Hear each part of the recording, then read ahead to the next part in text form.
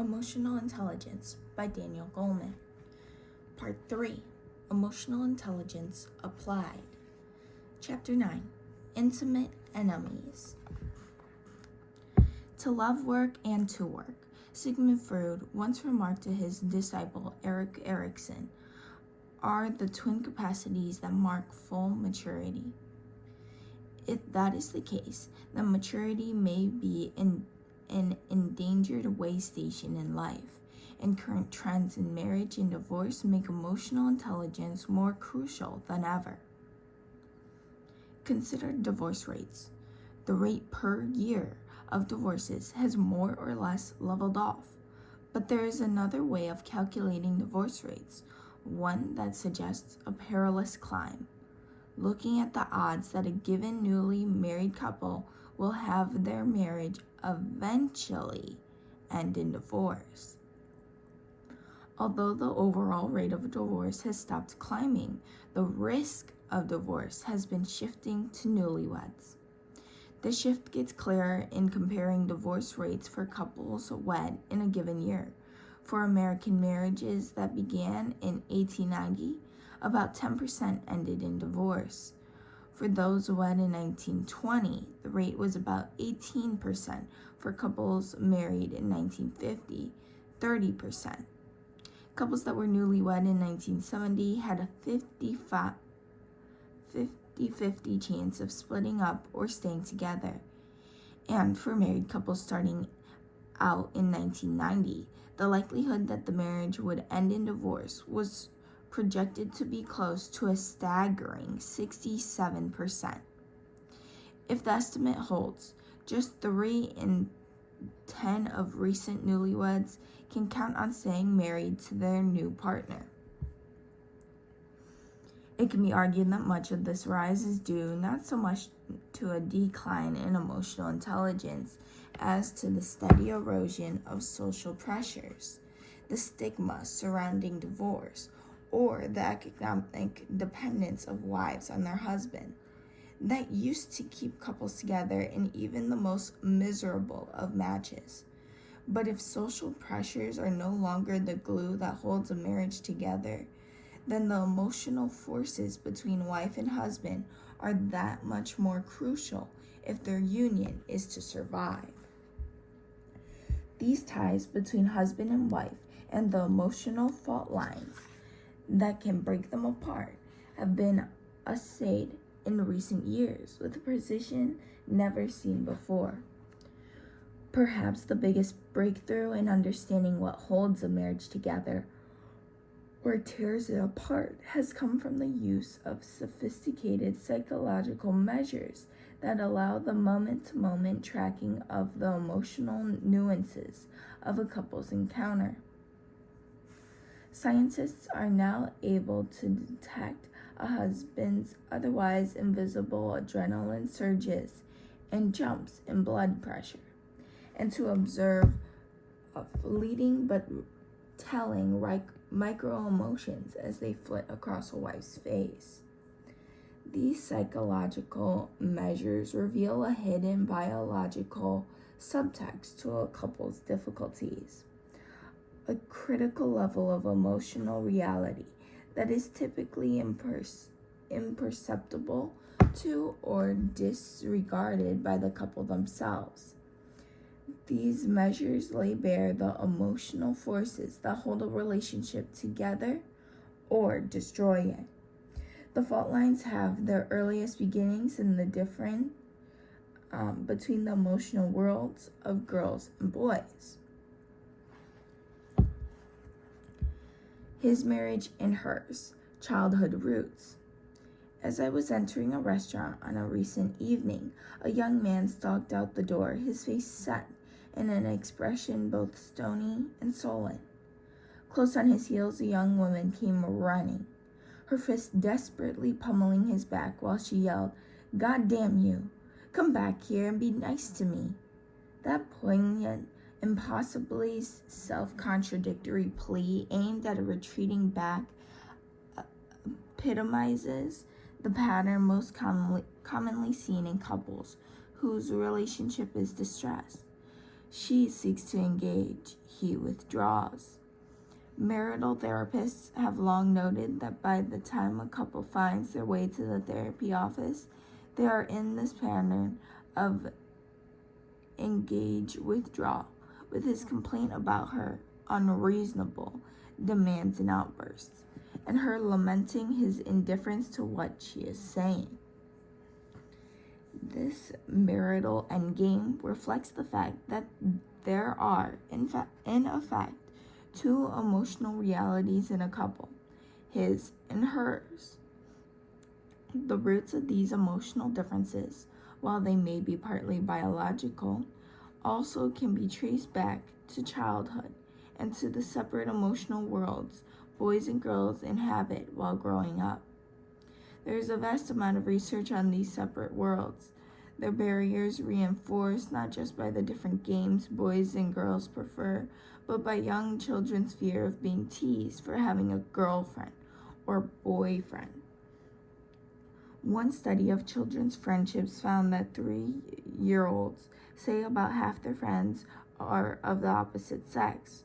For 5-year-olds, it's about 20%, and by age 7, almost no boys or girls say that they have a best friend of the opposite sex. These separate social universes intersect little until teenagers start dating. Meanwhile, boys and girls are taught very different lessons about handling emotions. Parents, in general, discuss emotions, with the exception of anger, more with their daughters than their sons. Girls are exposed to more information about emotions than are boys. When parents make up stories to tell their preschool children, they use more emotion words when talking to daughters than to sons. When mothers play with their infants, they display a wider range of emotions to daughters than to sons. When mothers talk to daughters about feelings, they discuss in more detail the emotional state itself than they do with their son. Though with the sons, they go into more detail about the causes and consequences of emotions like anger, probably as a cautionary tale. Leslie Brody and Judith Hall, who have summarized the research on differences in emotions between the sexes, propose that because girls develop faculty with language more quickly than do boys, this leads them to be more experienced at articulating their feelings and more skilled than boys at using words to explore and substitute for emotional reactions, such as physical fights. In contrast, they know boys, for whom the verbalization of affects is de-emphasized, may become largely unconscious of their emotional states, both in themselves and in others.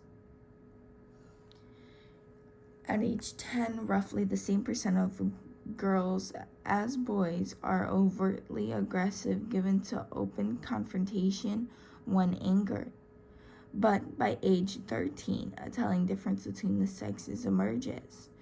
Girls become more adept than boys at artfully aggressive tactics like ostracism, vicious gossip, and indirect vendettas.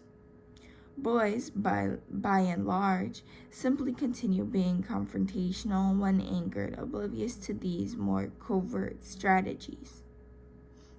This is just one of many ways that boys, and later men, are less sophisticated than the opposite sex in the byways of emotional life.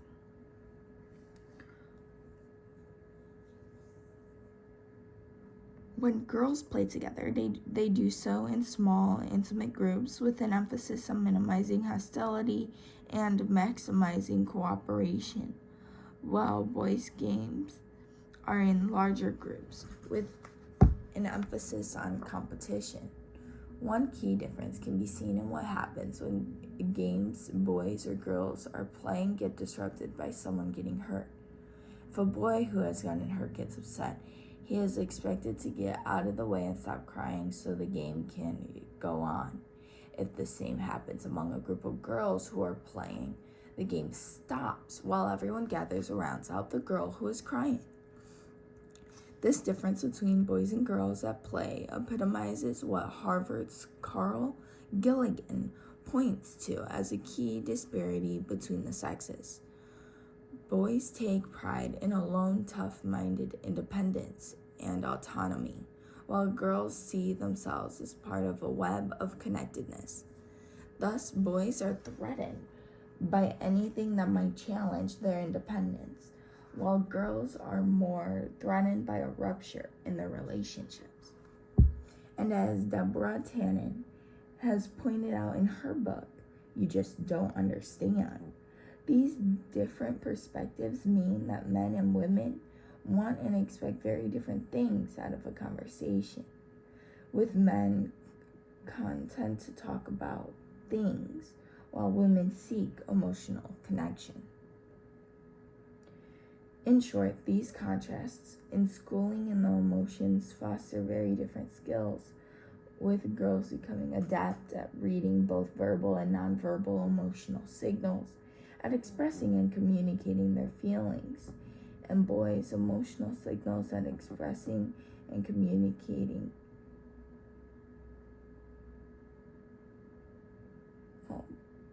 and boys become adept at minimizing emotions having to do with vulnerability, guilt, fear, and hurt. Evidence for these different stances is very strong in the scientific literature.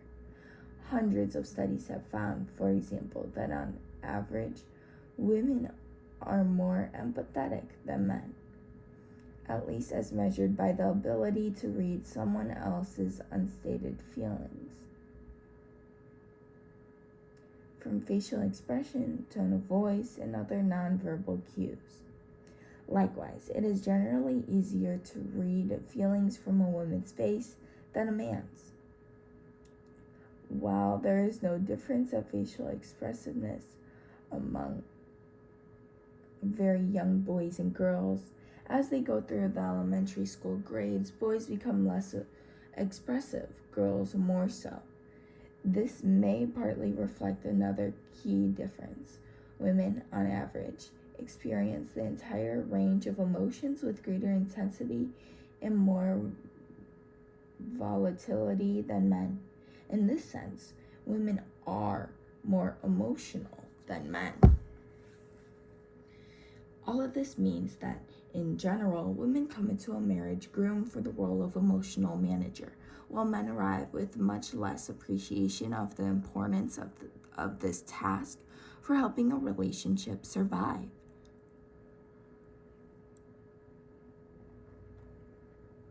Indeed, the most important element for women, but not for men, in satisfaction with their relationship reported in a study of 264 couples, was the sense that the couple has good communication.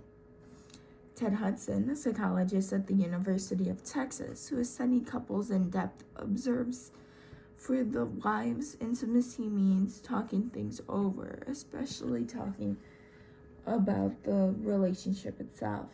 The men, by and large, don't understand what the wives want from them. They say, I want to do things with her, and all she wants to do is talk.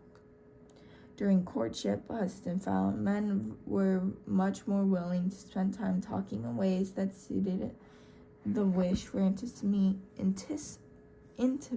of their wives to be. But once married, as time went on, the men, especially in more traditional couples, spent less and less time talking in this way with their wives, finding a sense of closeness simply in doing things like gardening together, rather than talking things over. This growing silence on the part of husbands may be partly due to the fact that, if anything, men are a bit Pollyannish about the state of their marriage, while their wives are attuned to the trouble spots. In one study of marriages, men had a rosier view than their wives of just about everything in their relationship. Lovemaking, finances, ties with in-laws, how well they listened to each other, how much their flaws mattered. Wives, in general, are more vocal about their complaints than are their husbands, particularly among unhappy couples. Combine men's rosy view of marriage with their aversion to emotional confrontations, and it is clear why wives so often complain that their husbands try to wiggle out of discussing the troubling things about their relationship. Of course, this gender difference is a generalization. It is not true in every case. A psychiatrist friend complained that in his marriage, his wife is reluctant to discuss emotional matters between them, and he is the one who is left to bring them up. The slowness of men to bring up problems in a relationship is no doubt compounded by the relative lack of skill when it comes to reading facial expressions of emotions. Women, for example, are more sensitive to a sad expression on a man's face than are men in detecting sadness from a woman's expression. Thus, a woman has to be all the sadder for a man to notice her feelings in the first place, let alone for him to raise the question of what is making her so sad. Consider the implications of this emotional gender gap for how couples handle the grievances and disagreements that any intimate relationship inevitably spawns. In fact, specific issues such as how often a couple has sex, how to discipline the children, or how much debt and savings a couple feels comfortable with are not what make or break a marriage. Rather, it is how a couple discusses such sore points that matters more for the fate of their marriage. Survival, men and women have to overcome the innate gender differences in approaching rocky emotions. Failing this, couples are vulnerable to emotional rifts that eventually can tear their relationship apart. As we shall see, these drifts are far more likely to develop if one or both partners have certain deficits in emotional intelligence. Marital fault lines. Fred, did you pick up my dry cleaning? Ingrid, in a mocking tone. Did you pick up my dry cleaning? Pick up your own damn dry cleaning. What am I, your maid? Fred, hardly. If you were a maid, at least you'd know how to clean. If this were dialogue from a sitcom, it might be amusing, but this painfully caustic interchange was between a couple who, perhaps not surprisingly, divorced within the next few years. Their encounter took place in a laboratory run by John Gottman, a University of Washington psychologist who has couples together in the corrosive feelings that can destroy marriages.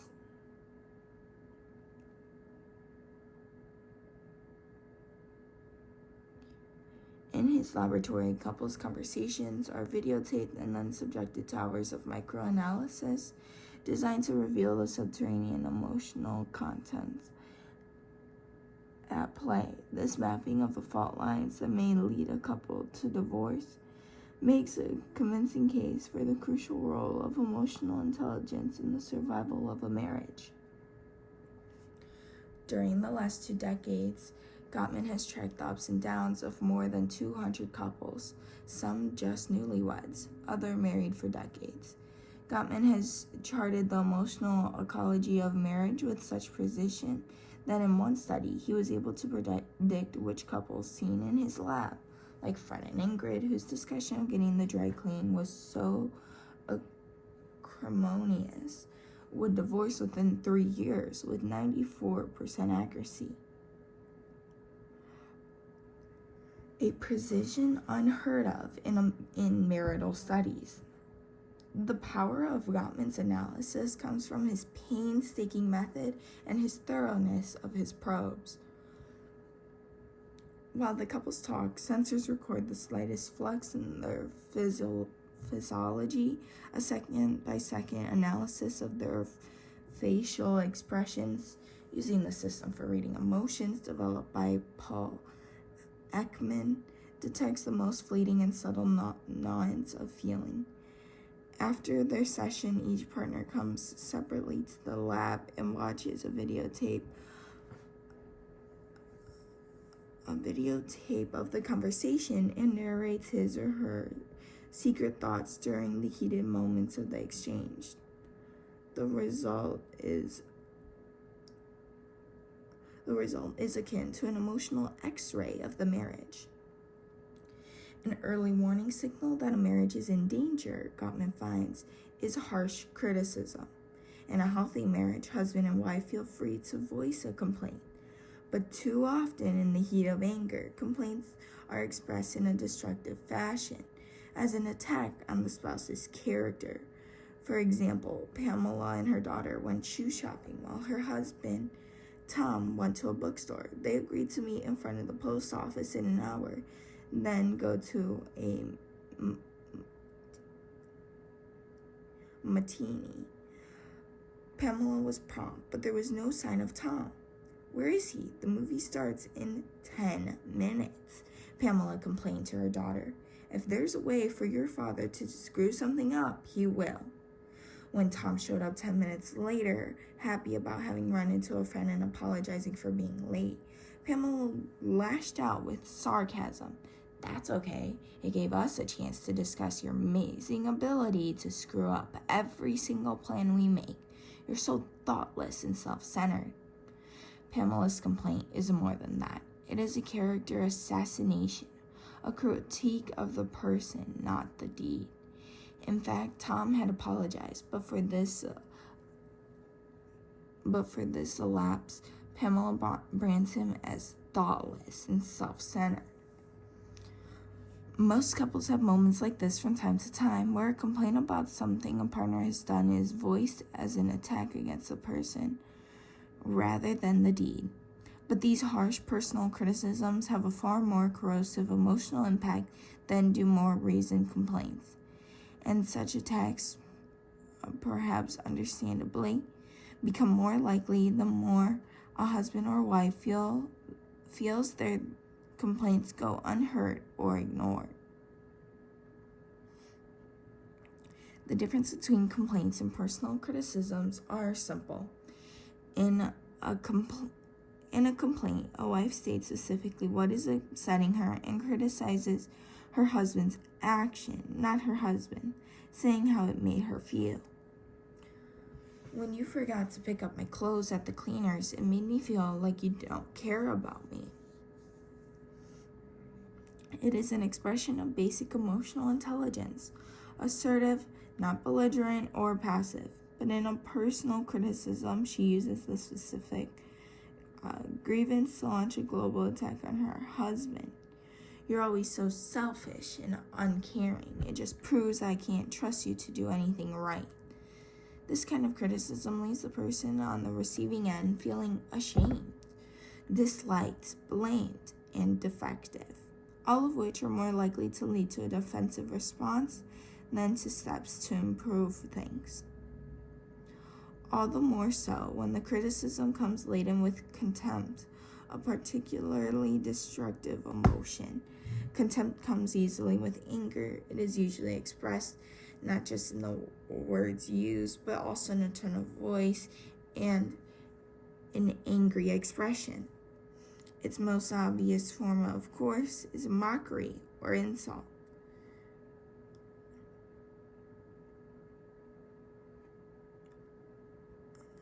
Jerk, bitch, wimp. But just as hurtful is the body language that conveys contempt, particularly the sneer or curled lip, that are the universal facial signals for disgust, or a rolling of the eyes as if to say, "Oh, brother." Contempt's facial signature is a contraction of the dimpler, the muscle that pulls the corner of the mouth to the side, usually the left, while the eyes roll upward. When one spouse flashes this expression, the other, and a tacit emotional exchange registers a jump in a heart rate of 2 or 3 beats per minute. This hidden conversation takes its toll. If a husband shows contempt regularly, Gottman found his wife will be more prone to a range of health problems, from frequent colds and flus to bladder and yeast infections, as well as gastrointestinal symptoms. And when a wife's face shows disgust, a near cousin of contempt, 4 or more times within a 15-minute conversation, it's a silent sign that the couple is likely to separate within 4 years. Of course, an occasional show of contempt or disgust will not undo a marriage. Rather, such emotional volleys are akin to smoking and high cholesterol and risk factors for heart disease. The more intense and prolonged, the greater the danger. On the road to divorce, one of these factors predicts the next in an escalating scale of misery. Habitual criticism and contempt or disgust are danger signs because they indicate that a husband or wife has made a silent judgment for the worse about their partner.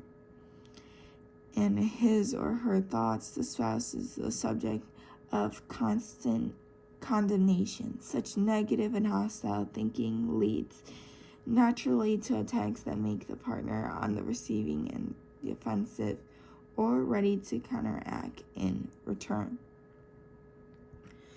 The two arms of the fight or flight response each represent ways a spouse can respond to an attack. The most obvious is to fight back, lashing out in anger. That route typically ends in a fruitless shouting match, but the alternative response, fleeing, can be more pernicious, particularly when the flight is a retreat into stony silence. Stonewalling is the ultimate defense. The stonewaller just goes blank, in effect withdrawing from the conversation by responding with a stony expression and silence. Stonewalling sends a powerful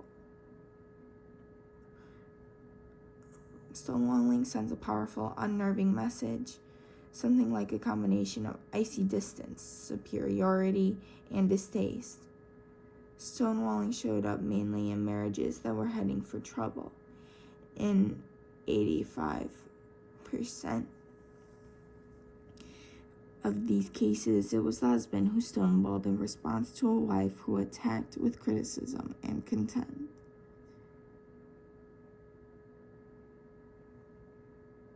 As a habitual response, stonewalling is devastating to the health of a relationship.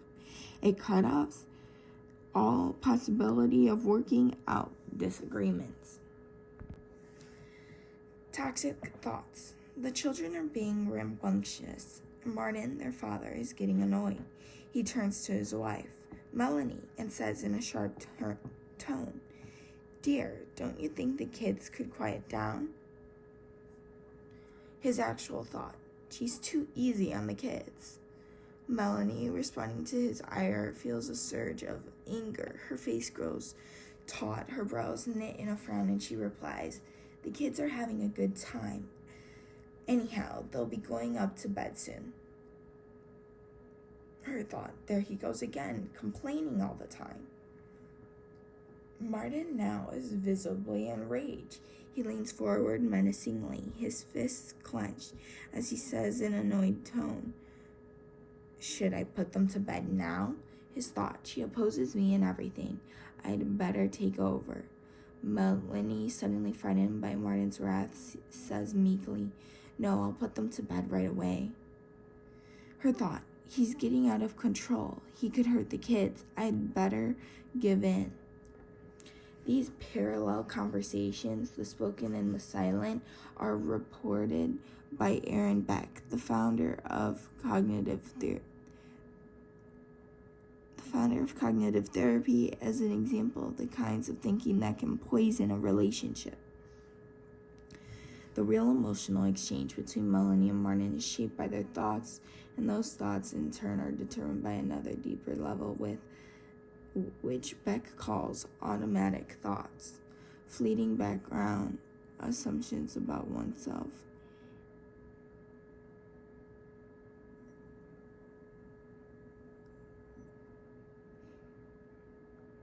And people in one's life that reflect our deepest emotional attitudes. For Melanie, the background thought is something like, he's always bullying me with his anger. For Martin, the key thought is, she has no right to treat me like this. Melanie feels like an innocent victim in their marriage, and Martin feels righteous indignation, and what he feels is unjust treatment. Thoughts of being an innocent victim or of righteous indignation are typical of partners in troubled marriages, continually fueling anger and hurt. Wants for distressing thoughts, such as righteous indignation, become automatic. They are self-confirming.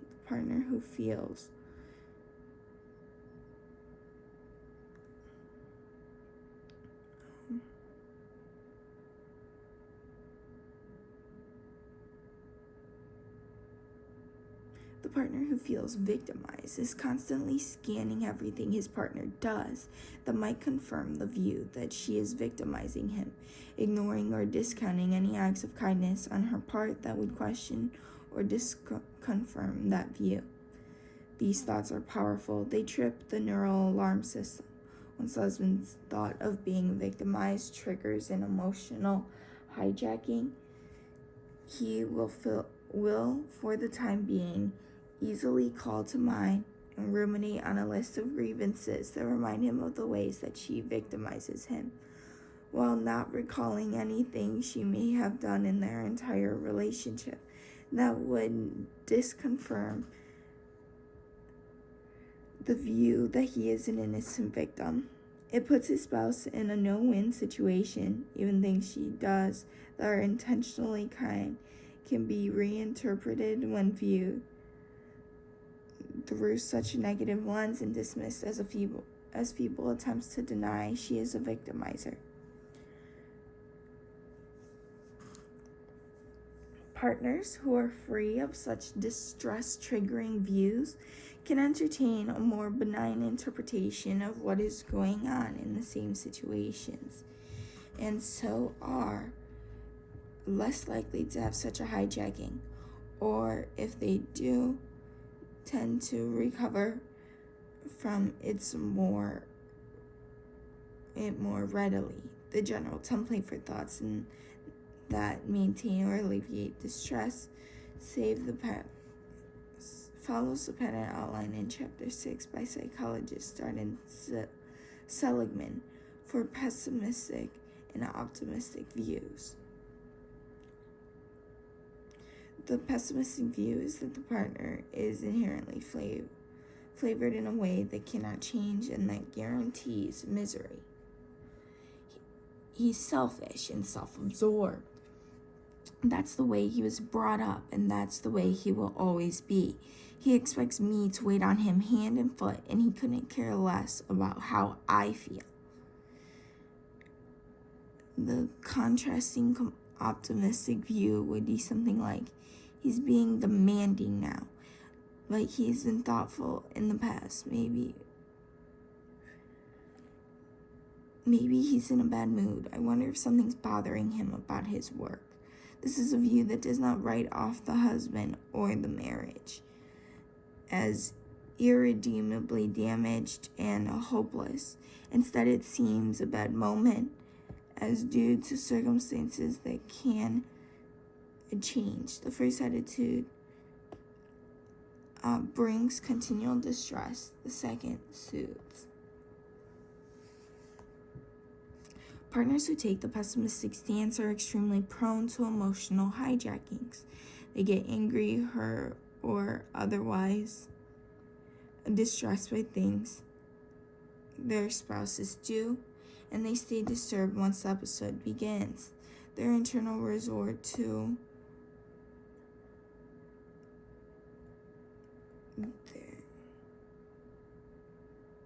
Their internal result to criticism and contempt in confronting the partner, which in turn heightens the likelihood of defensiveness and stonewalling. Perhaps the most virulent of such toxic traits, such toxic thoughts are found in husbands who are physically violent to their wives. A study of violent husbands by psychologists at Indiana University found that these men think like schoolyard bullies. They read hostile intent into even neutral actions by their wives and use this misreading to justify themselves their own violence. Men who are sexually aggressive with dates do something similar, viewing the women with suspicion and so disregarding their objection. As we saw in Chapter 7, such men are particularly threatened by perceived delights, rejection, or public embarrassment by their wives. A typical scenario that triggers thoughts justifying violence in wife beaters. You are at a social gathering and you notice for the past half hour your wife has been talking and laughing with the same person for the past half hour with the same attractive man. He seems to be flirting with her. When these men perceive their wives as doing something suggesting rejection or abandonment, their reactions run to indignation and outrage. Presumably, automatic thoughts like she's going to leave me are triggers for an emotional hijacking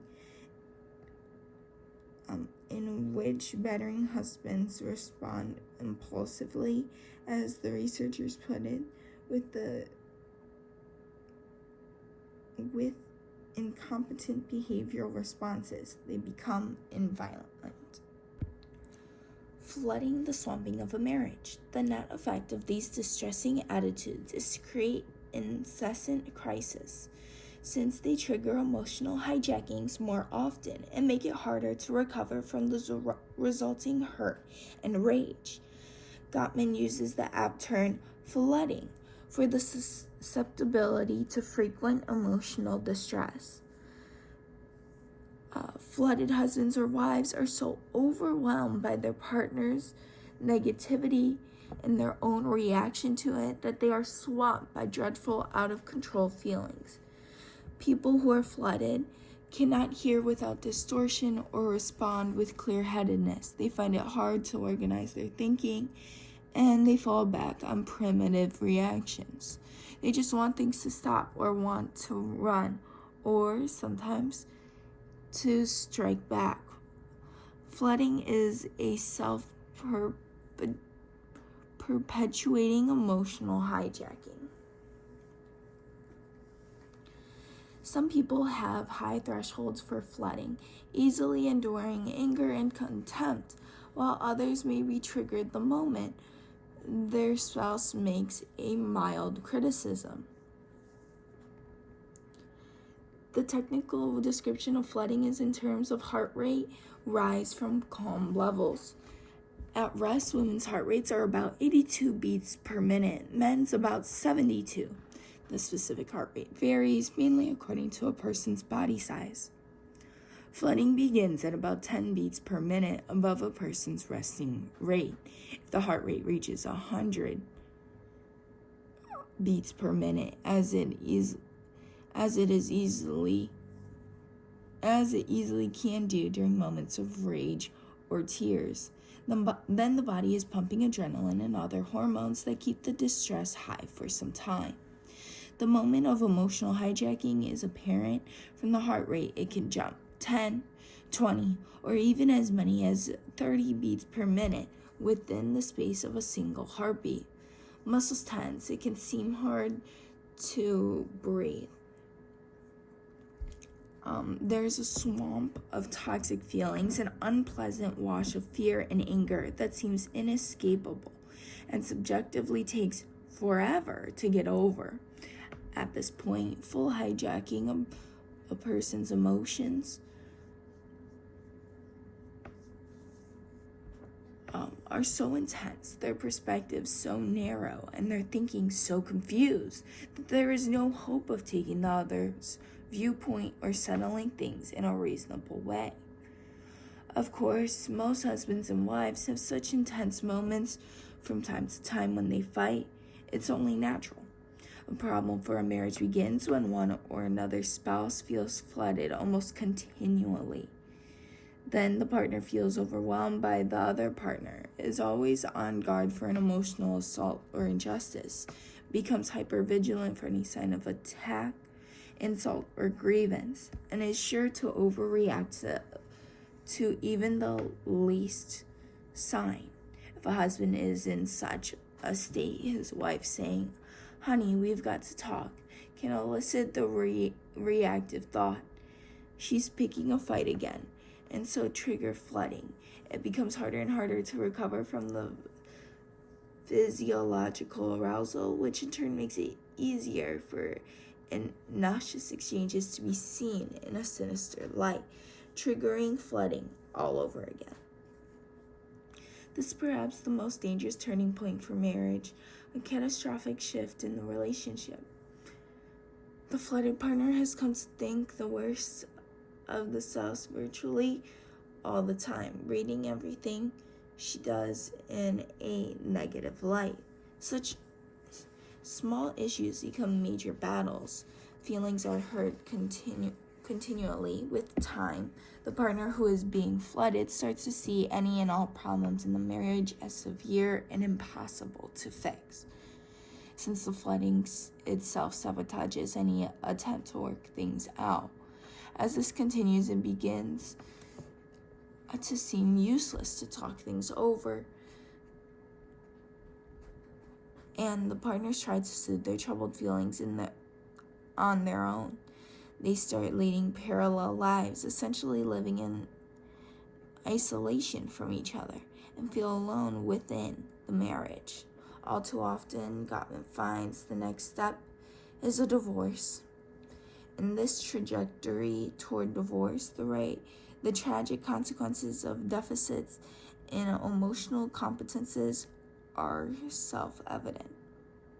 As a couple gets caught in the reverberating cycle of criticism and contempt, defensiveness and stonewalling, distressing thoughts and emotional flooding, the cycle itself reflects a disintegration of emotional self-awareness and self-control, of empathy, and the abilities to soothe each other and oneself. Men, the vulnerable sex.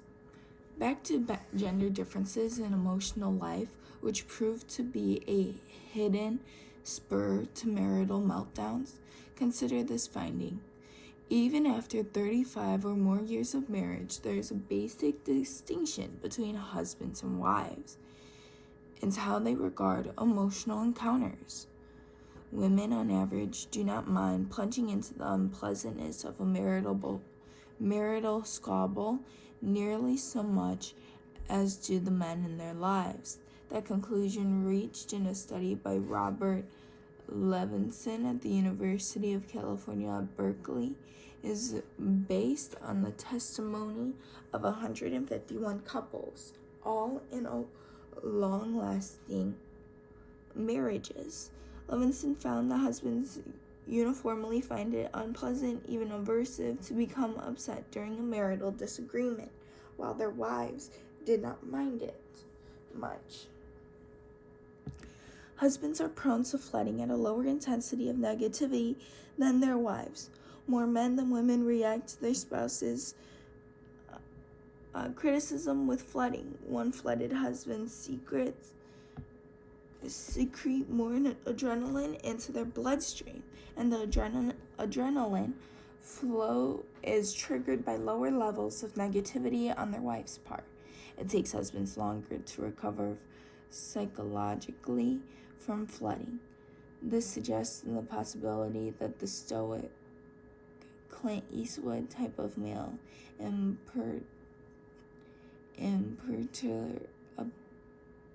imperturbability may represent a defense against feeling emotionally overwhelmed. The reason men are so likely to stonewall, Gottman proposes, is to protect themselves from flooding. His research showed that once they begin stonewalling, their heart rates drop by about 10 beats per minute, bringing a subjective sense of relief.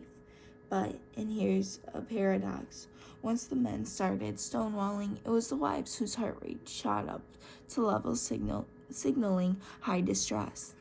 This limbic tango with each sex seeking comfort in opposing gambits leads to a very different stance toward emotional confrontations. Men want to avoid them as fervently as their wives feel compelled to seek them. Just as men are far more likely to be stonewallers, so the women are more likely to criticize their husbands. This asymmetry arises as a result of wives pursuing the role as emotional managers.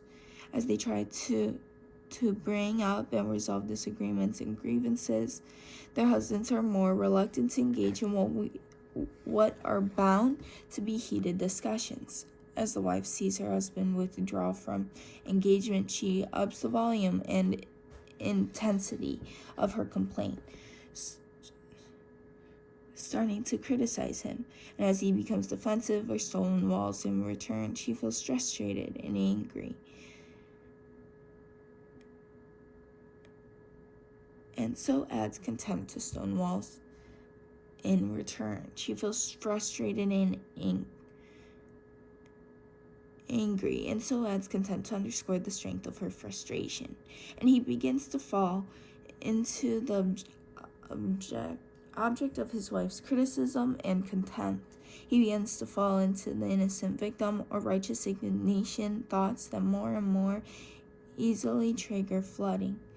To protect himself from flooding, he becomes more and more defensive or simply stonewalls altogether. But when husbands stonewall, remember, it triggers flooding in their wives, who feel completely stymied, and as the cycle of marital fights escalates, it all too easily can spin out of control. His and hers marital advice. Given the grim potential outcome of the differences in how men and women deal with distressing feelings in their relationship, what can couples do to protect the love and affection they feel for each other? In short, what protects a marriage?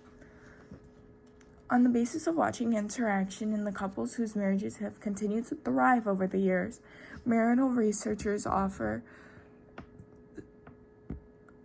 specific advice for men and for women, and some general words for both. Men and women in general need different emotional fine-tuning. For men, the advice is not to sidestep conflict, but to realize that when their wife brings up some grievance or disagreement, she may be doing it as an act of love, trying to keep the relationship healthy and on course. Although there may well be other motives for a wife's hostility. When grievances simmer, they build and build in intensity until there's an explosion. When they are aired and worked out, it takes the pressure off. But husbands need to realize that anger and discontent is not synonymous with personal attack. Their wives' emotions are often simply underliners, emphasizing the strength of her feelings about the nature. Men also need to be on guard against short-circuiting the discussion by offering a practical solution too early on. It's typically more important to a wife that she feel her husband hears her complaint and emphasizes with her feelings about the matter, though he need not agree with her. She may hear his offering advice as a way of dismissing her feelings as consequential, and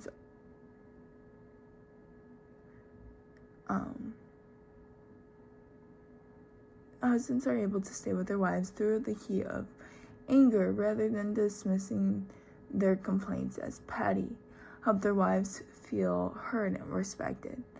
Most especially, wives want to have their feelings acknowledged and respected as valid, even if their husbands disagree. More often than not, when a man feels her view is heard and her feelings registered, she calms down.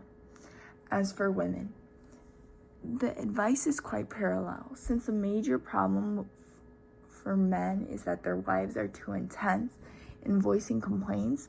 Wives need to make a purposeful effort to be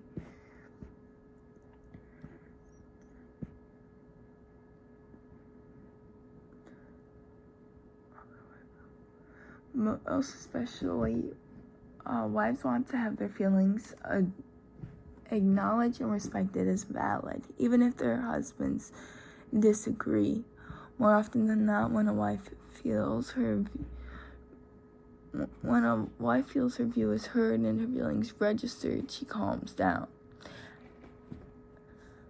As for women, the advice is quite parallel, since a major problem for men is that their wives are too intense in voicing complaints. Wives need to make a purposeful effort to be careful not to attack their husbands, to complain about what they did, but not criticize them as a person or express contempt, but about what they did, but not criticize them as a person or express contempt. Complaints are not attacks on character, but rather a clear statement that a particular action is distressing. An angry personal attack will almost certainly lead to a husband getting defensive or stonewalling, which will be all the more interesting and only escalate the fight. It helps too if a wife's cross complaints are put in the larger context of reassuring her husband and her love for him.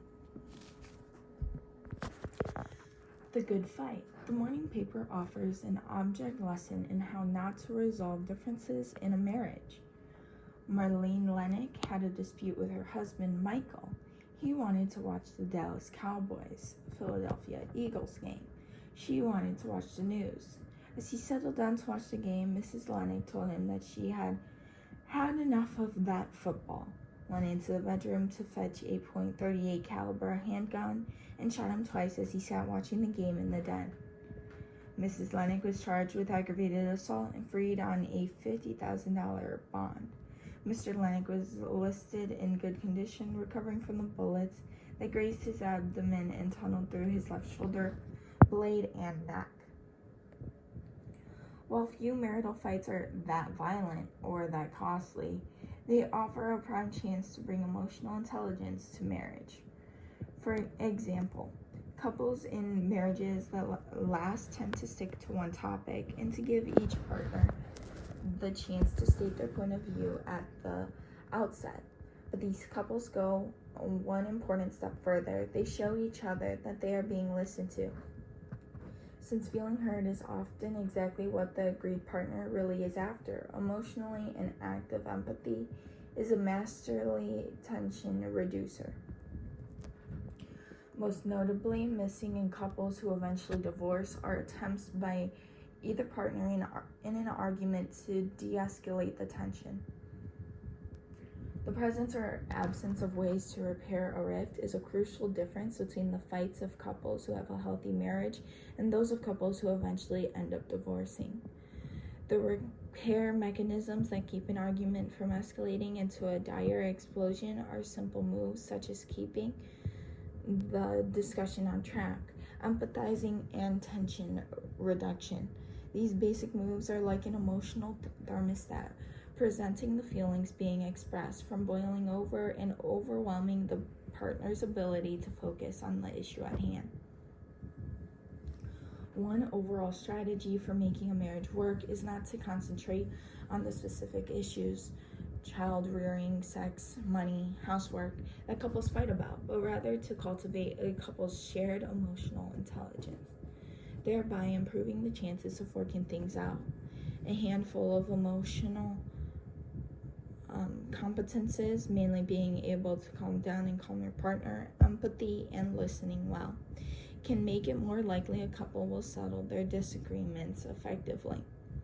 These make possible healthy disagreements the good fights that allow a marriage to flourish and which overcome the negative that, if left to grow, can destroy a marriage.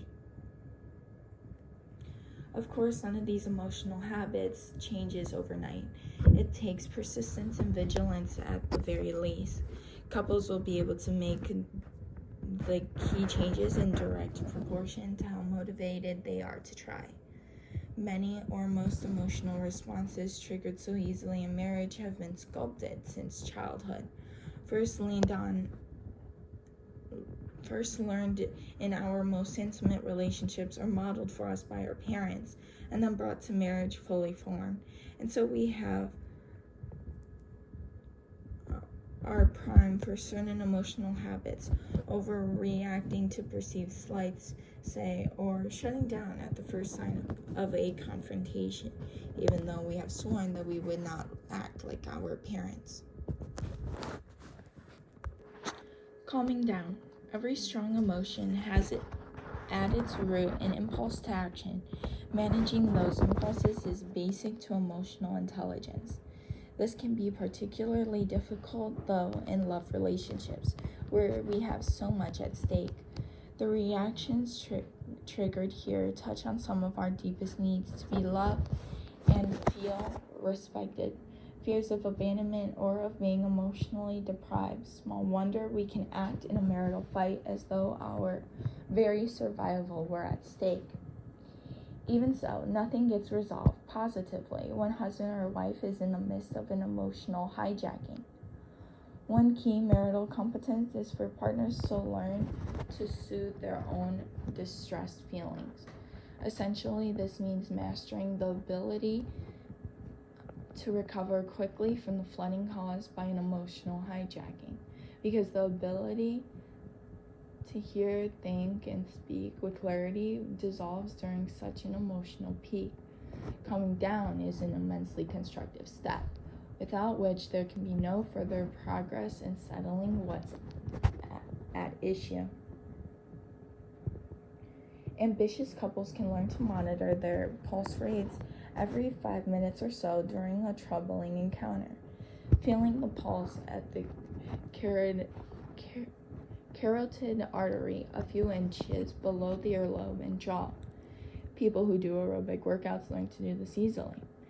Counting the pulse for 15 seconds and multiplying by 4 gives the pulse rate in beats per minute. Doing so while feeling calm gives a baseline. If the pulse rate rises more than, say, 10 beats per minute above that level, it signals the beginning of flooding. If the pulse climbs this much, a couple needs a 20-minute break from each other to cool down before resuming the discussion. Although a 5-minute break may feel long enough, the actual psychological recovery time is more gradual. As we saw in Chapter 3, residual anger triggers more anger. The longer a wait gives the body more time to recover from the earlier arousal. For couples who, understandably, find it awkward to monitor heart rate during a fight, it is simpler to have a pre-stated agreement that allows one or another partner to call the timeout at the first signs of flooding in either partner. During that timeout period, cooling down can be helped along by engaging in a relaxation technique or aerobic exercise, or any of the other methods we explored in Chapter 5 that might help the partners recover from the emotional hijacking. Detoxifying self-talk. Because flooding is triggered by negative thoughts about the partner, it helps if a husband or wife who is being upset by such harsh judgments tackles them head on. Sentiments like, "I'm not going to take this anymore," or "I don't deserve this kind of treatment," are innocent victim or righteous indignant slogans. As cognitive therapist Aaron Beck points out, by catching these thoughts and challenging them, rather than simply being enraged or hurt by them, a husband or wife can begin to become free of their hold. This requires monitoring such thoughts, realizing that one does not have to believe them, and make the intentional effort to bring to mind evidence or perspectives that put them in question. For example, a wife who feels in the heat of the moment that he doesn't care about my needs, he's always so selfish, might challenge the thought by reminding herself of a number of things her husband has done that are, in fact, thoughtful. This allows her to reframe the thought as, well, he does show he cares about me sometimes, even though what he just did was thoughtless and upsetting to me. The latter formulation opens the possibility of change and a positive resolution. The former only foments anger and hurt. Non-defensive listening and speaking. He, you're shouting. She, of course I'm shouting. You haven't heard a word I'm saying. You just don't listen. Listening is a skill that keeps couples together, even in the heat of an argument, when both are seized by emotional hijackings. One or the other, and sometimes both, can manage to listen past the anger and hear and respond to a partner's reparative gesture. Couples headed for divorce, though, get absorbed in the anger and fixated on the specifics of the issue at hand, not managing to her, let alone return any peace offerings that might be implicit in what their partner is saying. Defensiveness in a listener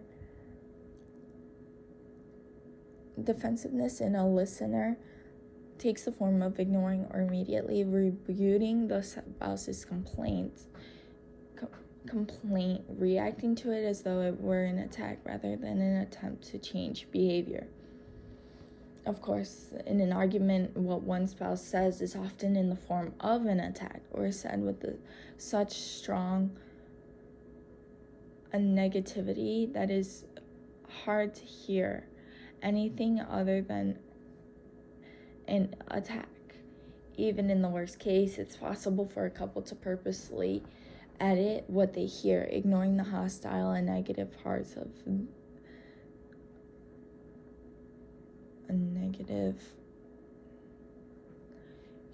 as an implicit statement of how important the issue is to them, a demand for attention to be paid. Then if she yells, "Will you stop interrupting me for Christ's sake?" he might be more able to say, without reacting overtly to her hostility, "Okay, go ahead and finish." The most powerful form of non-defensive listening, of course, is empathy, actually hearing the feelings behind what is being said. As we saw in chapter 7, for one partner in a couple truly empathize with the other, demands that his own emotional reactions calm down to the point where he is receptive enough for his own physiology to be able to hear the feelings of his partner. Without this physiological attunement, a partner's sense of what the other is feeling is likely to be entirely off base. Empathy deteriorates when one's own feelings are so strong that they allow no psychological harmonizing, but simply override everything else. One method for effective emotional listening, called mirroring, is commonly used in marital therapy.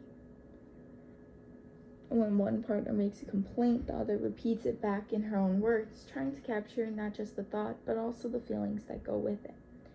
The partner mirroring checks with the other to be sure the restaurant is on target, and if not, tries again until it is right. Something that seems simple, but is surprisingly tricky in execution. The effect of being mirrored accurately is not just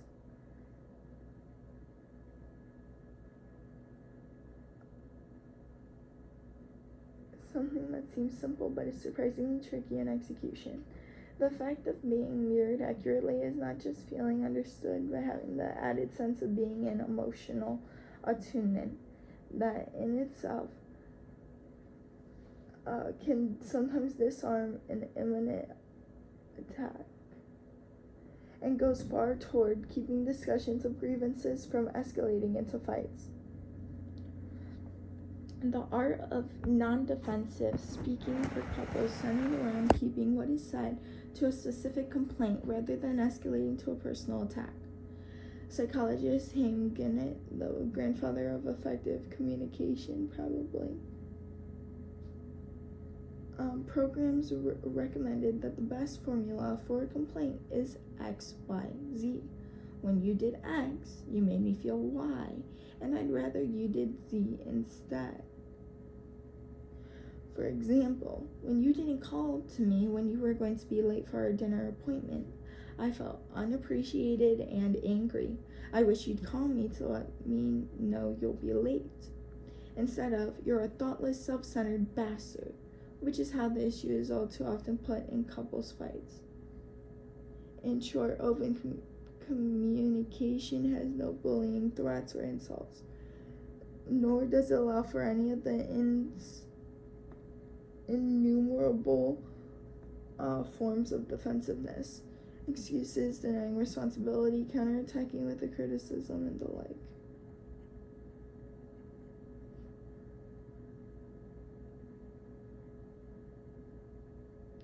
Here again, empathy is a potent tool.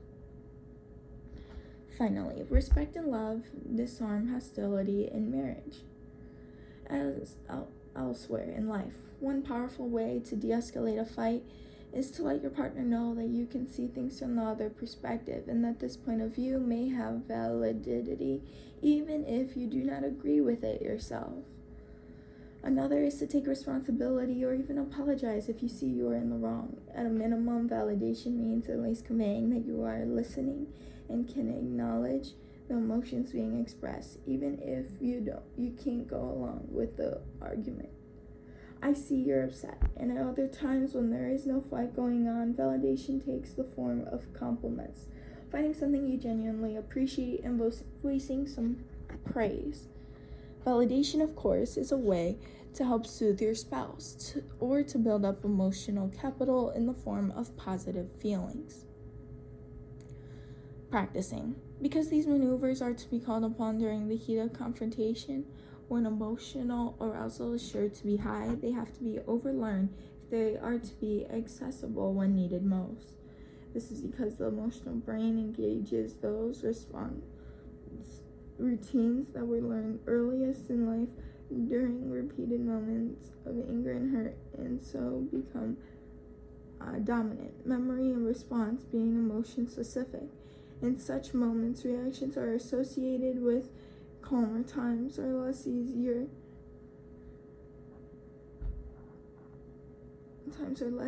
to remember and act on. If a more productive emotional response is unfamiliar or not well practiced, it is extremely difficult to try it while upset. But if a response is practiced so that it has become automatic, it has a better chance of finding expression during emotional crisis. For these reasons, the above strategies need to be tried out and rehearsed during encounters that are not stressful, as well as in the heat of battle, if they are to have a chance to become an acquired first response, or at least a not too belated second response, in the repertoire of the emotional circuitry. In essence, these antidotes to marital disintegration are a small remedial education in emotional intelligence.